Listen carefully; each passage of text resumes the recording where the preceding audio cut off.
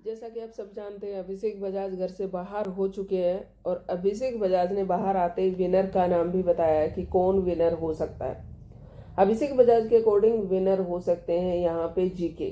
उन्होंने जीके की बहुत ज़्यादा तारीफ की है और जीके के बारे में बोला है कि जीके भाई में वो क्वालिटी है विनर वाली, तो जीके भाई यहाँ पे विनर हो सकते हैं। टॉप 3 की अगर बात करें तो टॉप 3 में उन्होंने नाम लिया है जीके, मर्दुल और अमाल का, कि ये 3 लोग जो हैं ये टॉप 3 में हो सकते हैं। पहला इंटरव्यू है, ये मीडिया की तरफ से खबर आई है और उनसे बहुत सारे सवाल पूछे गए हैं। सबसे पहले जो भाई साहब की कंप्लेंट थी वो ये थी कि उनके साथ बहुत ज़्यादा नाइंसाफ़ी हुई है। कम से कम टॉप 5 में तो वो डिजर्व करते थे कि टॉप 5 में वो अपने आप को देख रहे थे। टॉप 3 में भी ना सही, टॉप 5 में तो अपने आप को देख रहे थे। लेकिन मेकर्स ने बहुत बड़ी गड़बड़ की है। मेकर्स की चाल थी ये, या तो मुझे बाहर भेजेंगे या अशनूर को भेजेंगे, क्योंकि लास्ट वीक में भी हम दोनों को टारगेट किया गया था, मेरे को और अशनूर को, और इस वीक में भी हम दोनों को फिर से टारगेट किया गया है।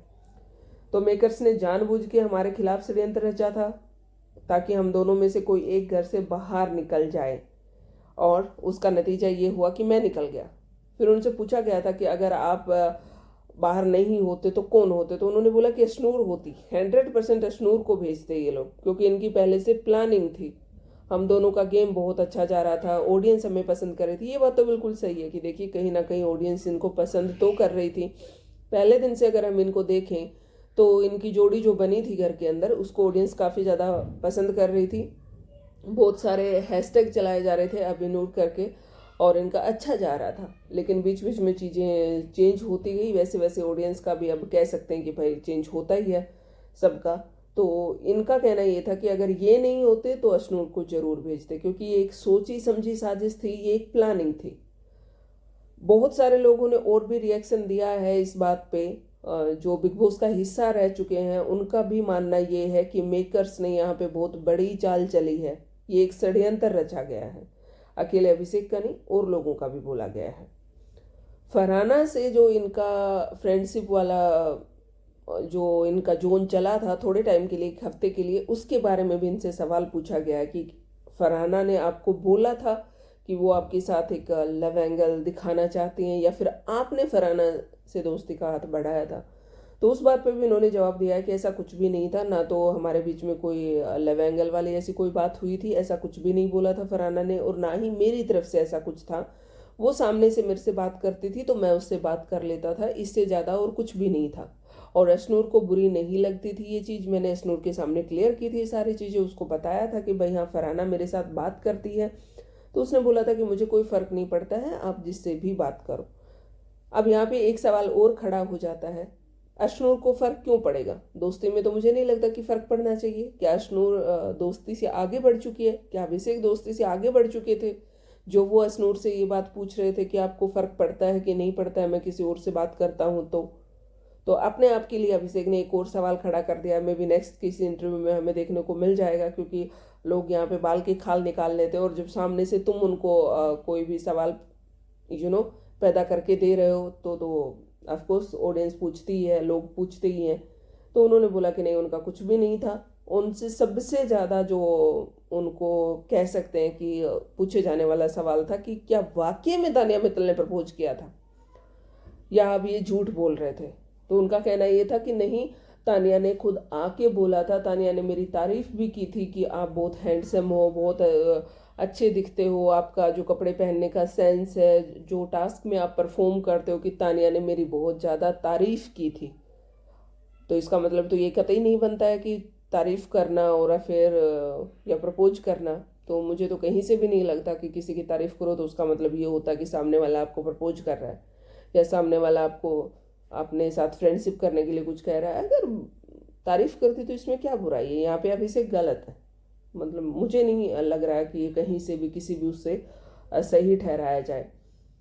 बात करते हैं मृदुल के गेम की, कि मृदुल तिवारी के बारे में इनसे पूछा गया कि उनका गेम इनको कैसा लगता है, तो इनको मृदुल तिवारी का गेम पसंद नहीं है, कि नहीं मुझे उसका गेम अच्छा नहीं लग रहा है, और वो सिर्फ और सिर्फ वोट की वजह से अब तक घर के अंदर टिका हुआ है, बाकी उसका कोई गेम नहीं है। अपने ही दोस्त के ऊपर सवाल उठा दिया है। इसके पीछे कारण ये भी हो सकता है कि जस्ट आने से पहले इनका मृदुल तिवारी के साथ घर में झगड़ा हुआ था, जो गेट खोलने वाली बात थी उस पर कि मैं गेट खोलूंगा और मर्दुल तिवारी बोल रहा था कि नहीं मैं नहीं खोलने दूंगा, तो ये भी हो सकता है नाराजगी का जो नाराजगी चल रही थी उसके कारण भी हो सकता है कि इन्होंने ऐसा बोला हो कि हाँ भाई मैं वो अपने सिर्फ वोट के उससे बचे हुए हैं, बाकी उनका गेम कुछ भी नहीं है। बात करें प्रणीत की, कि प्रणीत के बारे में भी इनको पूछा गया क्या भाई प्रणीत ने आपसे प्रणीत आपका फ्रेंड था और प्रणीत आपको बार बार टोकता था, तो आप प्रणीत के साथ भी बदतमीजियां करते थे, और जब प्रणीत घर से बाहर गए तो क्या वाकई में आपको बुरा लग रहा था, क्या वाकई में आपको अपने दोस्त के लिए बुरा फील हुआ? तो इनका कहना था हाँ ऑफकोर्स मेरा दोस्त है तो मुझे बुरा लगना ही था। जब वो घर से बाहर गए तो मुझे बहुत बुरा लग रहा था और मैं बिल्कुल भी नहीं चाहता था कि प्रणीत घर से बाहर जाए। उनका गेम बहुत अच्छा और वो मेरा बहुत अच्छा फ्रेंड है। मेन जो मुद्दा इनका जो अक्सर घर के अंदर बनता था, सब लोग भी देखते थे कुनिका दादी के साथ, कि कुनिका जी को ये अक्सर दादी बोलते थे, चिढ़ाते थे उनको। कम कुनिका जी भी नहीं है, कुनिका जी पे भी इनको सवाल पूछा गया कि कुनिका जी कैसी लगती हैं आपको, तो इन्होंने हंस के उस बात को टाल दिया। लेकिन फिर से सवाल पूछा गया कि आप बार बार दादी बोलते रहते थे कुनिका जी को, तो क्या वाकई में कुनिका जी आपको दादी लगती हैं?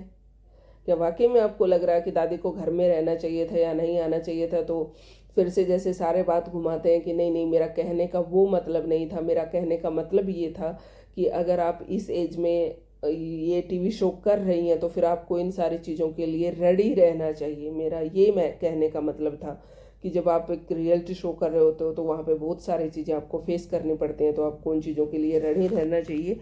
मैंने उनकी एज के ऊपर कोई सवाल नहीं उठाया था, ये गलत वे में पोर्ट्रे किया गया है, ये गलत वे में दिखाया गया है।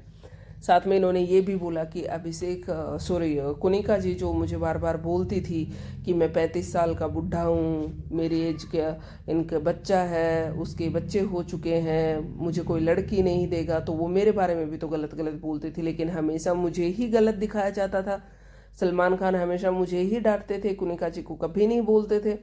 ये बात तो नहीं है यार, कुनिका जी को भी डांटा जाता है, हर वीकेंड के वार पे कुनिका जी की भी क्लास लगती है, उनको भी सुनाई जाती हैं बातें, जहाँ जहाँ वो गलत होती है तो उनको भी टोका जाता है। तो इस बात से तो मैं बिल्कुल भी सहमत नहीं हूँ अभिषेक की कि भाई कुनिका जी को कभी नहीं बोला है। कुनिका जी को अक्सर बोला जाता है, लेकिन वो एक अलग बात है कि सेम कुनिका जी हैं और सेम अभिषेक है, इनको कोई फ़र्क नहीं पड़ता है। ये एक ही थाली के वो हैं, बैगन हैं, दोनों लुढ़क जाते हैं इधर उधर। तो ना तो कुनिका जी अपने स्टैंड पे रहते हैं और ना ही अभिषेक अपने स्टैंड पे रहता है, तो दोनों सेम है। दोनों एक दूसरे को कंप्लेंट करने का अगर वो करते हैं तो मुझे कहीं से भी नहीं लगता, दोनों अपना हिसाब साथ के साथ बराबर कर लेते थे। और ये चीज़ भी अच्छी है, देखो दिल का बुरा नहीं होना चाहिए। अगर आपके दिल में कोई बात है उसी टाइम पे अगर आप बोल के उसको निकाल देते हो, बहुत अच्छी चीज़ होती है। अभिषेक की एक चीज़ यहाँ पे हमेशा से एक चीज़ अच्छी रही है कि उसने अंदर नहीं रखी कोई बात, जो है वो उसी टाइम बोलो, ख़त्म कर दो।